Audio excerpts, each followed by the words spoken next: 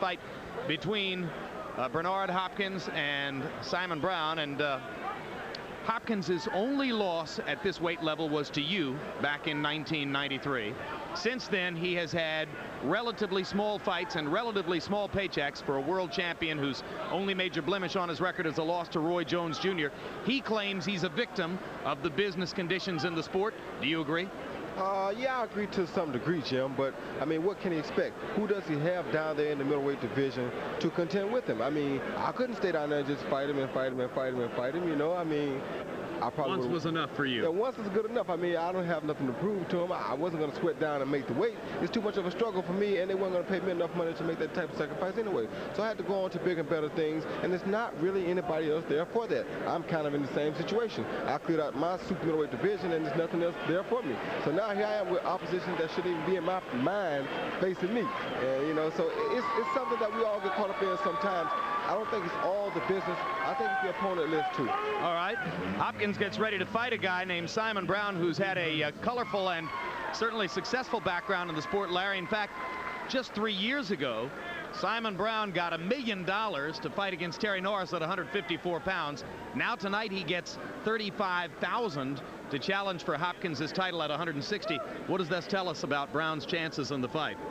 Well, either he's an old warrior who desperately needs money, and he's willing to fight for, in effect, what is an hourly wage for him, or he just wants to take a shot at another title. One thing we do know is that not long ago he went into bankruptcy. He said he did it for business reasons. He still owns a $500,000 home in Maryland and property back in his native Jamaica. Be that as it may, Brown, who was a very good welterweight champion at one time, presumably feels that he can pull off the same kind of upset tonight that he did with Terry Norris with his punch. But there's no plan B, Jim. No, Simon Brown is a guy who comes and stands in front of you and hopes to do damage and hopes that you don't do too much damage to him first. He's lost 4 of his last 7 fights because he's been getting hit too much. Tail of the tape between Bernard Hopkins and Simon Brown. And we told you about the population crisis at 154 pounds, where there are so many good fighters clustered and waiting for economic opportunities. The population is much sparser at 160, where Hopkins and Brown meet tonight. 2.5-inch height advantage for Hopkins, who's much more the natural middleweight in the fight. Brown coming up after a long career in lower weight classes, and a 1/2-inch reach advantage for Hopkins as well. Rules of the bout with Harold Letterman. The Bernard Hopkins Simon Brown fight is scheduled for 12 rounds. There is no standing 8 count, no 3 knockdown rule. Only the referee can stop the fight, and you cannot be saved by the bell in any round, including the 12th and final round. Jim. All right, Harold. And Simon Brown will make his way into the ring first. 337 rounds. That's an awful lot of boxing over the years for Simon. Clean-livered, no bad habits. But he has been in a lot of high-contact experiences, including that fight with Norris a few years ago, and that doesn't stand you in good stead over the long haul. There was 2 fights with Norris, wasn't it? He beat Norris. That's right. He stopped Norris in 4 rounds. Norris getting a little cocky about his punching power and getting punched out instead.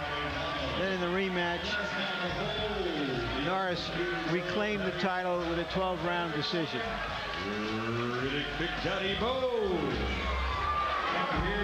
And a closer look at Simon Brown. We told you 4 wins in his last 7 fights coming into tonight.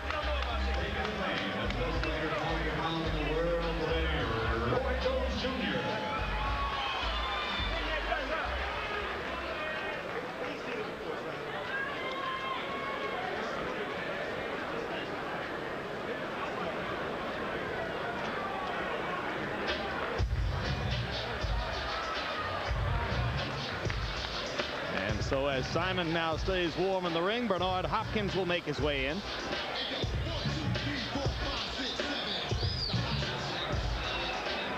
Championship belt precedes Hopkins, who is nicknamed the Executioner. 9 years of ring experience for Bernard, who began learning to box when he did a 5-year stint in reform school / prison after having gotten into trouble as a teenager. Ever since he's been out of the big house, an ordered life. And one of the brightest, quickest, smartest fighters we've ever talked to. Yeah, that's true, Larry. Just a great high-energy conversationalist. Once you get him started talking, he never stops.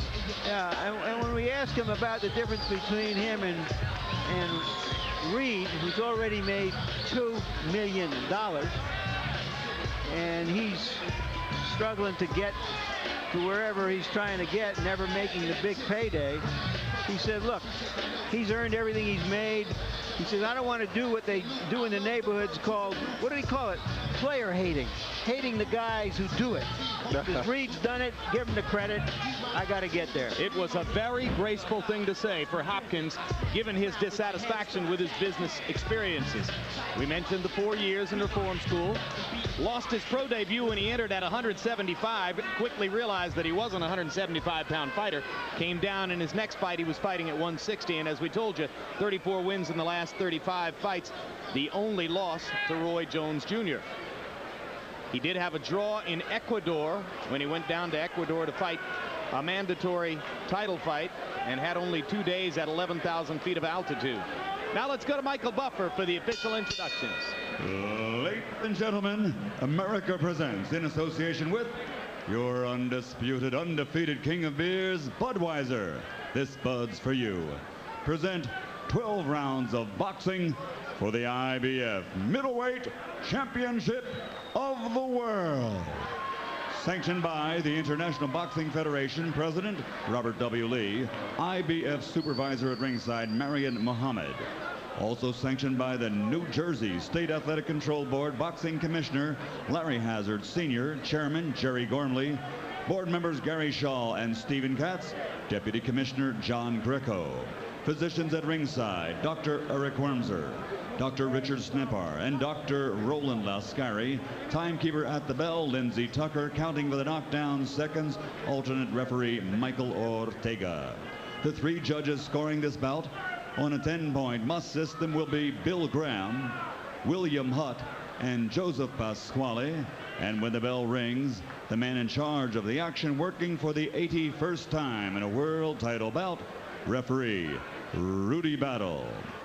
And now for the thousands in attendance and the millions watching around the world. From Donald J. Trump's Taj Mahal Casino Resort here in Atlantic City, ladies and gentlemen, let's get ready to rumble!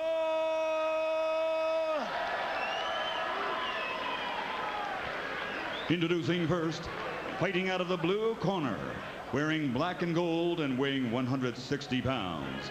In his professional career, he has 47 victories, 34 by knockout with 6 losses, and he has captured 2 world titles. Ladies and gentlemen, fighting out of Mount Airy, Maryland, here is the challenger, former 2-time world champion, Simon Montequilla Bro.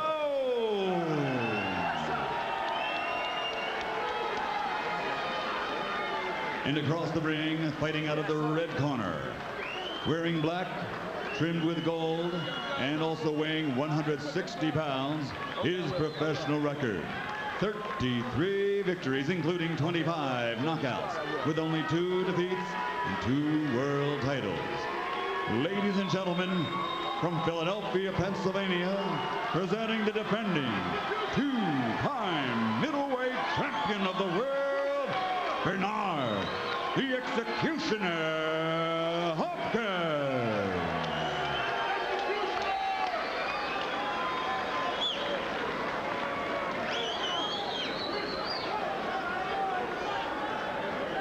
Bernard. Okay, gentlemen, you've received your pre-fight instructions. I expect a clean break at all times and listen to my commands at all times. Watch your low blows, watch the holding and hitting. Watch your heads in there. Any questions in here? Touch them up. Let's go to work. Touch them up. Hopkins told us he can't dance like Prince Ahmed. He can't play basketball like Roy Jones. All he can do is fight. Here he is doing what he can do. In the corner, Simon. Simon. In the corner. In the corner, Bernie. In the corner. Roy, what do you see as a potential advantage for Simon Brown in this fight? Actually, I don't see a lot of advantages for Simon, except his big punch. Hopkins is a boxer, and usually the boxer is at the advantage from the get-go. But Hopkins is a boxer that can punch. And you also have to remember that Simon is coming up from the welterweight division. And he wasn't a welterweight early in his career who moved up to junior middleweight and light heavyweight and middleweight. He was a welterweight in the prime of his career.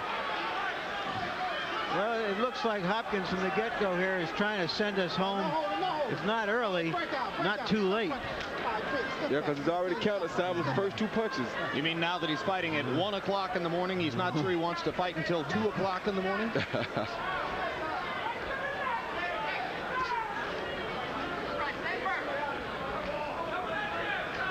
There may be some fights in Atlantic City at this hour, but normally people don't get paid for them. Yeah, normally don't have gloves on. And it has to feel weird to these 2 guys. I mean, they're probably sleepy already, so a good puncher, go ahead and take them where they need to go. Well, great veterans of the sport, both with some unusual experiences. Yeah, and the left hook straight at the face of Simon Brown, and leaping right hand lands as well for Bernard Hopkins. Hopkins wasn't terribly aggressive against you, Roy Jones. He started out much more aggressively here in this fight against Simon Brown. Well, here he's fighting a smaller fighter. When he fought me, I was bigger than he was. And I was a strong puncher. I was a boxer just like himself. And if he started early, he knew it would cause him all kinds of conflict. So he fought a small fight against me. Here he's way bigger than Simon physically, so he needs to go ahead and overpower Simon. Yeah.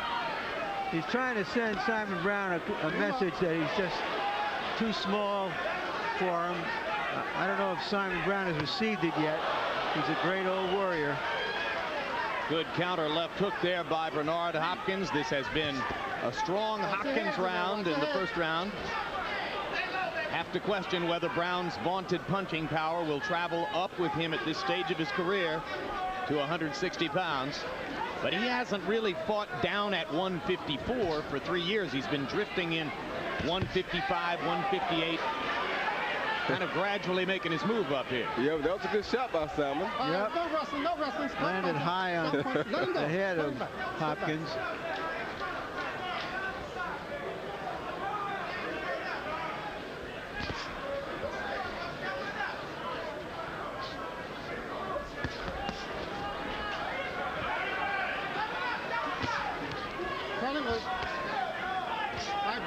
Let him go. No punching. Step back. Nice. One thing I do agree about Bernard Hopkins is he is improving in every fight. Every fight I see, he does do something a little bit different and a little bit better than he did last time. There was a long time, many decades in boxing, when a lot of glamour would automatically have attached to the identity of being the best 160-pound fighter in the world. Bernard Hopkins is by most accounts the best 160-pound fighter in the world, and he carries virtually no glamour as the result of it. Loose, okay? Breathe while I talk to you, champ. Things looking good. You need to close the jab a little more with that jab. Step with the jab, okay? And when you step, you got to get low for me, all right? Your hands are just as fast as his. You touch with that right hand. But don't go. Give me a little jab in there, son. Give me the water. Give me the water. Little jab for me, baby. All right? All right, we'll get it done. We'll get it done. We'll get it done. Just settle down. Go with our jab, right? You can't jab too much. Okay, just stay with your jab. Stay with it. Good strong jab. Then you go with the big punch, all right? The message there was, slow down. You're a little over anxious in that round, right, Roy? Yep. And if you're too over anxious, you're going to run into something big. By CompuBox numbers, it was a pathetic first round for Simon Brown, who threw only 23 punches and landed only 4. And his legs look stiff, Roy. Yeah, but like I said, he's toting a bigger weight. I mean, he's toting too much weight for his normal frame now. He's not used to carrying this kind of weight fighting.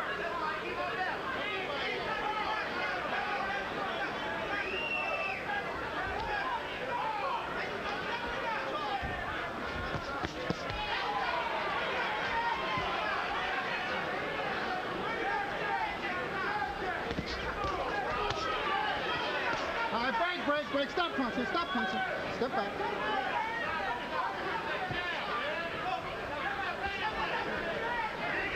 Watch your head. No holding, no holding, no holding. Both hands are free. No holding, no holding. Turn him loose.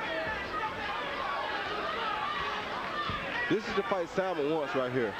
He wants an inside fight. He doesn't want to fight on the outside.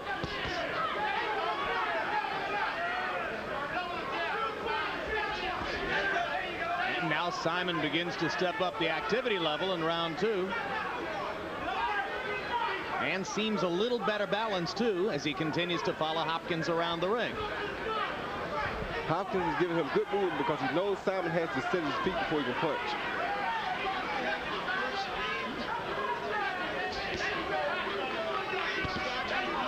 Yeah, Hopkins acknowledged to us yesterday that his only fear in the fight would be if he, for some reason, went brain dead and stood stock still in front of Simon Brown. He said, look, if I go to either side and give him an angle, Simon can't find me.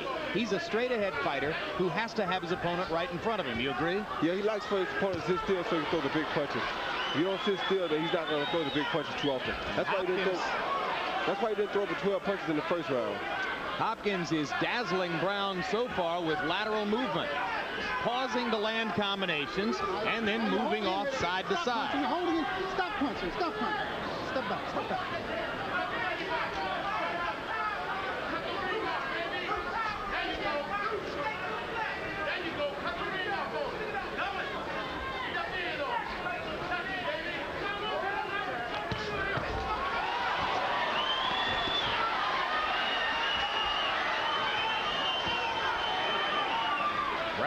In Philadelphia, has a lot of followers here in the crowd who come down the turnpike tonight. While you're holding it, hit him, turn him loose, stop punching. You meant Hopkins, right? I meant Hopkins, excuse me. Yeah. But Brown isn't too far. He lives in Maryland.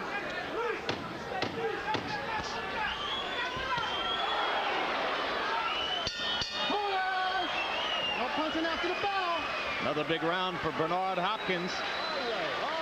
Philadelphia's own. All right, let's settle down a little more. Let's settle down a little more, baby. Let's take a look at the top middleweights in the world. Bernard Hopkins, generally recognized as the champion. Tonight, William Joppy reclaimed his championship belt by beating Julio Cesar Green, who had earlier defeated him, and Keith Holmes has got the other belt. Go hit it with it. Make him duck it. He can't duck it all night long. All right? Here, Z. All right, baby? It's my show, baby. It's your show. The world, baby. It's your show. Go to him with the double jab. Stay focused. Stay loose. Second jab. Loose, champ. Second jab. Don't stand. Loose. Jab, son. Don't forget the jab. Another CompuBox numbers blowout in round 2. Hopkins landing 21 of 45. Brown throwing only 27 punches and landing 7. So Simon Brown continues not to be able to put out a lot of punches, and Hopkins continues to fight circles around him in the ring.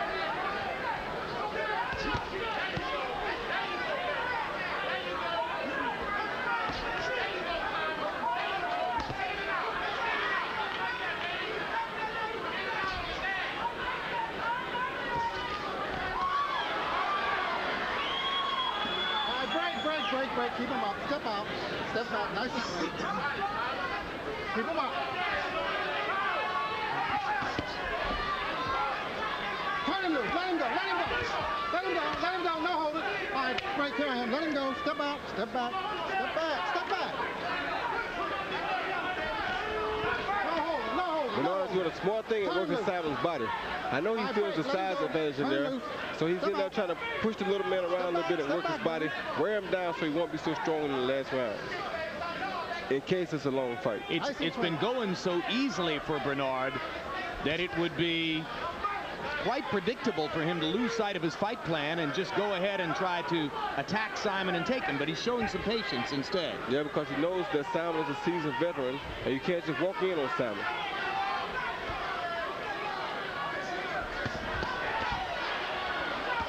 Hopkins tripling with the left hook. ducking the wild swing from Brown and coming back with more. Punch, step to the side. Combination, step to the side. But Simon can't stand this. This is not Simon's type of fight. Simon wants you to sit still in front of him so he can fight you. That's why he's not punching. All right, break. You're holding. Turn him loose. Let him go. Step back. But that's how most power punchers are, Jim. A power puncher wants a still target so he can put all his power into it. He wants to be able to see where that punch is going from start to finish.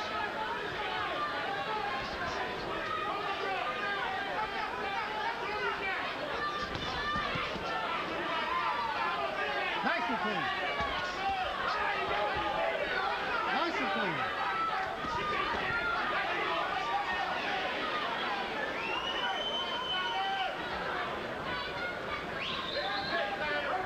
So Simon Brown is going to have to hope as time goes on that good hook by Hopkins. Hopkins' legs will betray him and he'll have more of a stationary target. But Hopkins looks like a man trained and mentally prepared to fight his fight. And he's doing it to the virtual closeout so far of Simon Brown. He says it's time to eat the best food and drive the best cars, and he's fighting like it. Throw the body shot as soon as you get it inside. That's perfect. You got to the box. Well, trust us, we do our research. Her name is Tess Lombardo. And Tess Lombardo, in case you're wondering, is in marketing. She's helping to market this fight right now. She's helping to market this telecast. She's marketing our network. You all right, baby?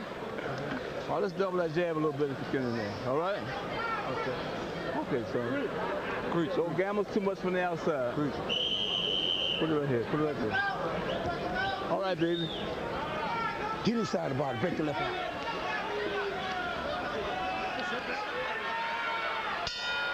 Round 4. Nice and clean. Nice and clean. No visible damage so far on the face of Simon Brown, but if he keeps getting hit like that, he'll show it and feel it tomorrow morning. Hopkins comes out throwing wildly to begin round 4 and landed 2 big punches to start the round. All right, break. Stop punching. Stop. Watch your head. Watch your head. Step back, Barney. Step back.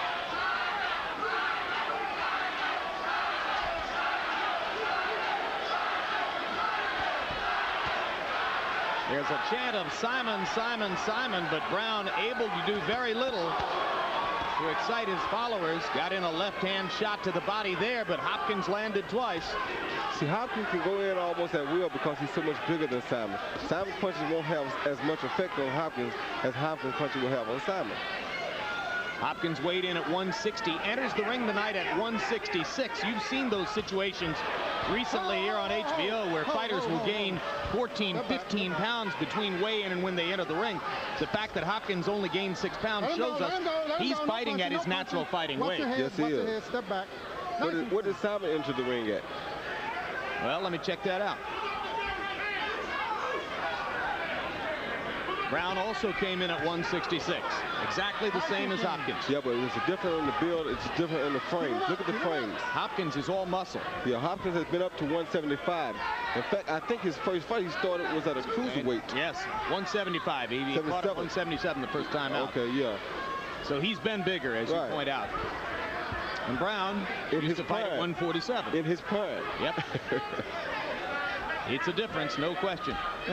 He's told us that he's willing to go down to 154 to fight some of those junior middleweights. I don't see where he can come down anymore. He's got a 28-inch waist. You're holding. Hopkins. Stop punching.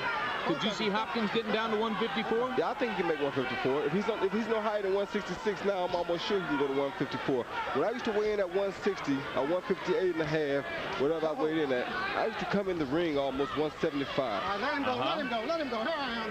Stop punching in there. Stop punching. So if he only went up 6 pounds, I know for a fact he can make 154. How would he do against, say, Yori Boy Campus at 154? Actually, it's not a dream middleweight that can beat Hopkins right now.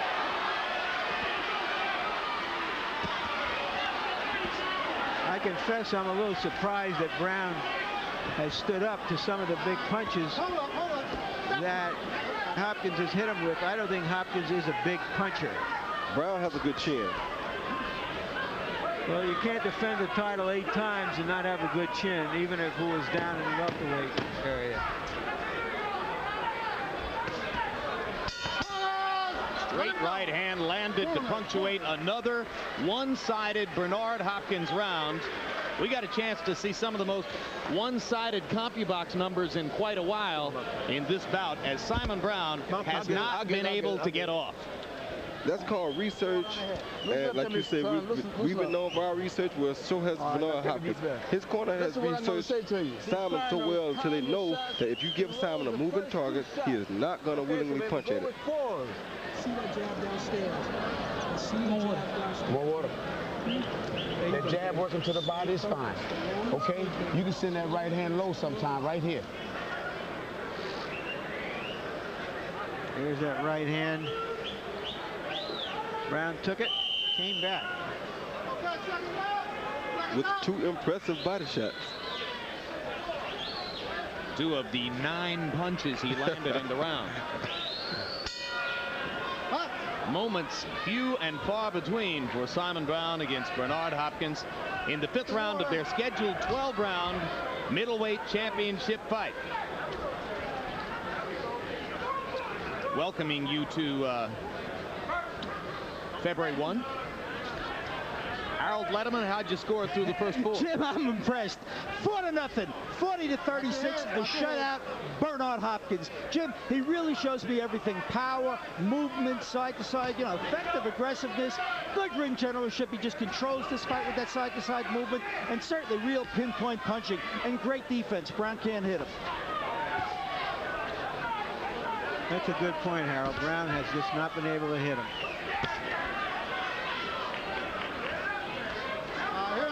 Let him go, let him go, let him go. See, this is the kind of stuff you have to consider when you consider moving up in weight to fight a bigger guy. Now, although they're the same weight, look how easy it is for Bernard to just go in and overpower Simon. If he had 10 or 12 pounds, and I'm looking at 60, you know what I'm saying? It's such a big difference. Yep.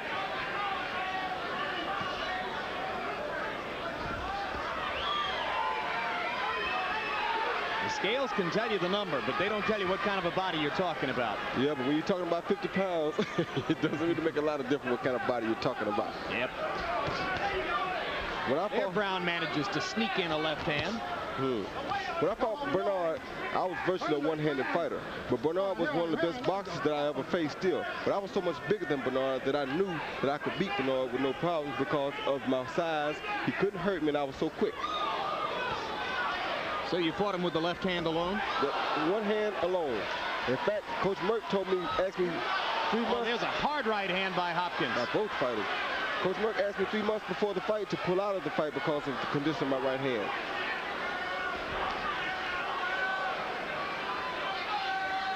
Action heating up in round 5 of this one. Simon Brown has finally managed to find a couple of openings to land shots against Hopkins, but now Hopkins goes back to the side-to-side movement, which has, for the most part, kept him out of the sights of Simon Brown. Let me tell you, Hopkins is fighting a brilliant fight here tonight.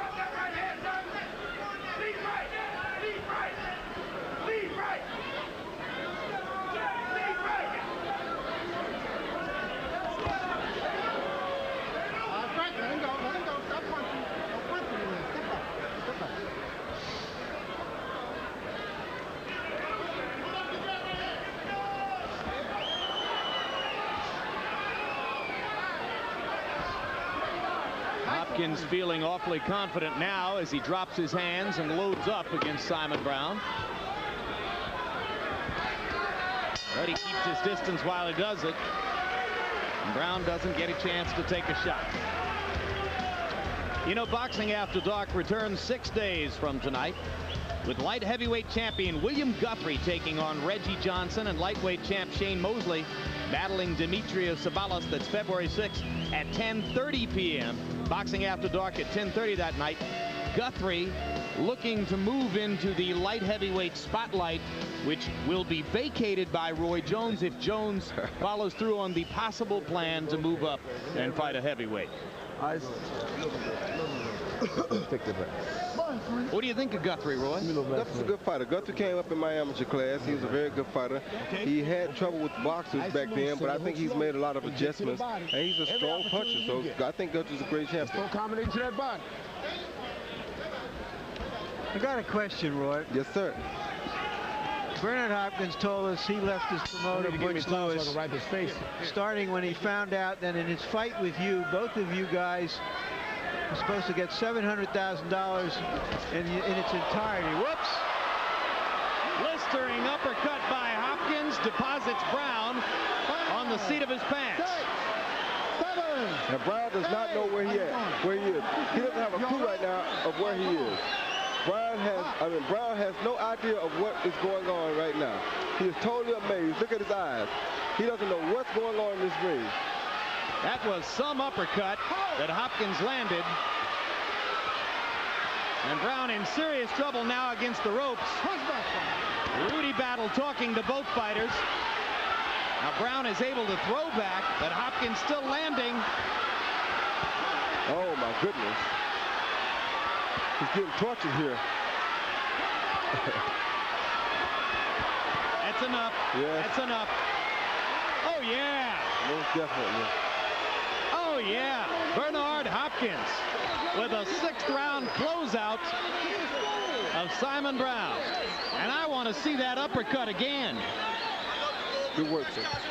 Good work, baby.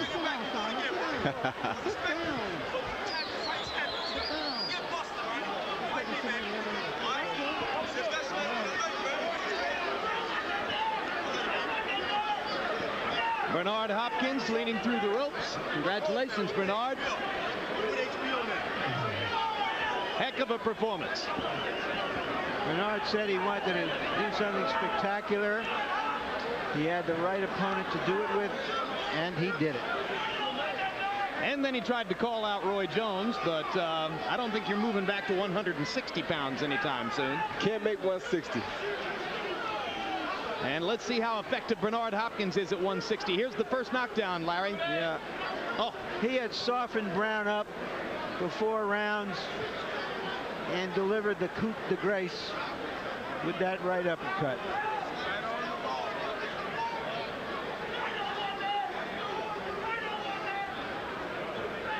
Pretty lengthy uppercut. Normally you're not supposed to try to reach with the punch, but the target was out there just waiting for it.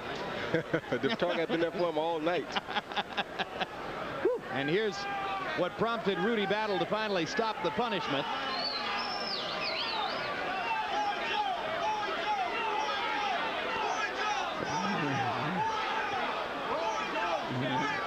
And now the Hopkins members of the crowd are chanting Roy Jones, Roy Jones. Roy Jones. They're saying that he's the best. It's been done once.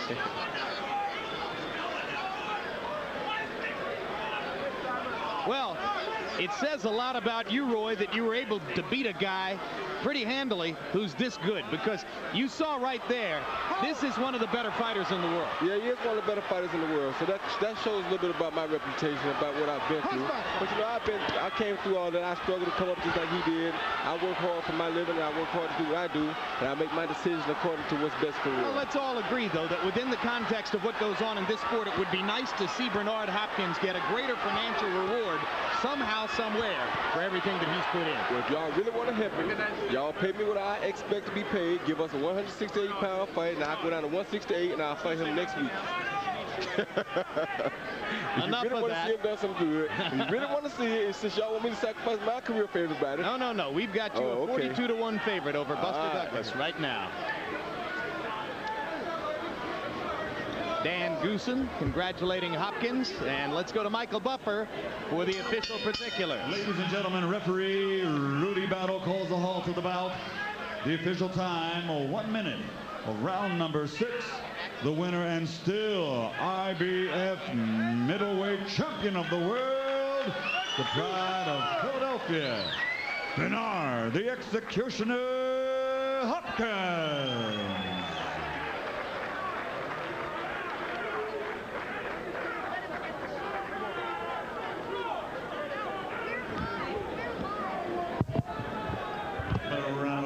For the always game 2-time world champion Simon Brown.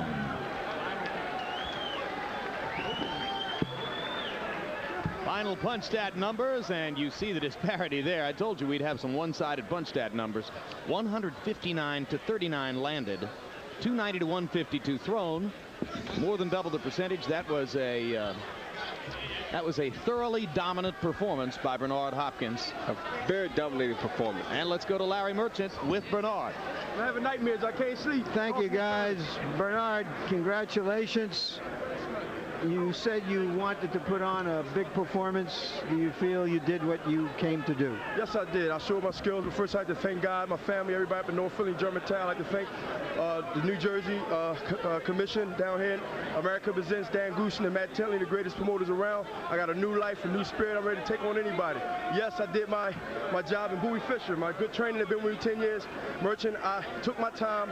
You seen that Simon was a veteran. I set up the jab. My trainer said, listen, set up the jab. You just as strong. You want to be a boxer all of a sudden because you proved that you can box financial counsel. So I settled down and I threw my jab and I ended early. I think if I'd have done it a little earlier, it would have been over early. You're calling out Roy Jones, who is thinking of moving up to the heavyweight division. I don't think you want to move up there to get him, do you? Look at me, I'm skin and bones. I don't want to move there. Light heavy, super middleweight. It all depends on who the opponent is, from 154 all the way up to light heavyweight. I wanted to take that chance, man. You talked about it. And listen, that's what champions do. They take risks. And Robinson did when he fought light heavyweight in his day. So I want to take the chance to prove I'm the best and be here on HBO next time. All right, we hope to see you again, Bernard. Congratulations once again, Jim.